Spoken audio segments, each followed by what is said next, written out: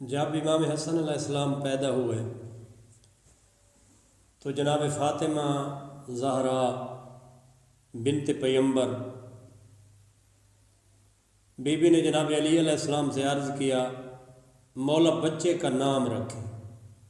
بتانا چاہتا ہوں کہ امام حسن علیہ السلام کا نام کس نے رکھا؟ تو حضرت علی علیہ السلام نے فرمایا میں محمد مصطفیٰ صلی اللہ علیہ وآلہ وسلم سے پہل نہیں کر سکتا، یعنی میں چاہتا ہوں کہ اس نومولود کا نام، اس بچے کا نام جس کا ظہور پر نور ہوا ہے، جس کی ولادت باسعادت ہوئی ہے، اس کا نام محمد مصطفیٰ رکھے۔ تو جب محمد مصطفیٰ صلی اللہ علیہ وآلہ وسلم کو کہا گیا کہ بچے کا نام رکھیں تو انہوں نے فرمایا میں خدا سے پہل نہیں کر سکتا۔ سبحان اللہ، یعنی نبی خاتم نے فرمایا کہ میں چاہتا ہوں کہ اس بچے کا نام وہ ذات خود رکھے، یعنی خداوند عالم خود رکھے اس بچے کا نام۔ ابھی یہ باتیں ہو رہی تھیں کہ جبریل نازل ہوا۔ بہت ہی خوبصورت لکھا ہے صاحب کتاب نے، اور خدا کا پیغام خدا کے محبوب تک پہنچایا اور فرمایا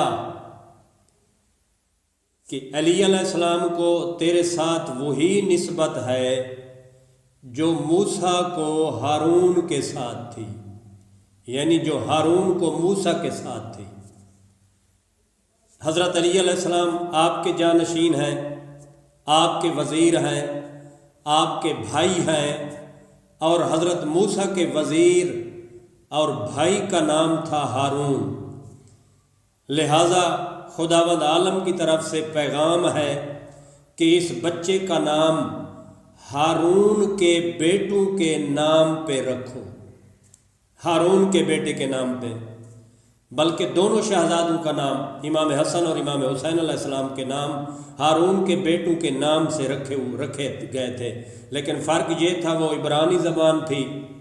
عبرانی زبان کو جب عربی زبان میں تبدیل کیا گیا، ترجمہ کیا گیا، تو یہی نام بنتے ہیں جو پیغمبر خدا نے علی کے بیٹوں کے قرآن کی روح سے اپنے بیٹوں کے یا اپنی بیٹی کے بیٹوں کے نام رکھے۔ تو جبریل اکرم تو پیغمبر اکرم صلی اللہ علیہ وآلہ وسلم کے پاس جب جبریل آئے، مبارکباد دی اور کہا خداوند عالم نے کہا ہے کہ اس بچے کا نام موسیٰ کے بھائی ہارون کے بیٹے کے نام پر رکھے۔ پیغمبر اکرم صلی اللہ علیہ وآلہ وسلم نے پوچھا اس لڑکے کا کیا نام تھا؟ جبریل نے کہا اس کا نام شبر تھا۔ پیغمبر اکرم صلی اللہ علیہ وآلہ وسلم نے کہا مگر میری زبان تو عربی ہے۔ جبریل نے کہا اس کا نام حسن رکھو۔ تو پیغمبر اکرم صلی اللہ علیہ وآلہ وسلم نے اپنے اس عظیم بیٹے کا نام ہارون کے بڑے بیٹے شبر کے نام پر جناب حسن علیہ السلام رکھا۔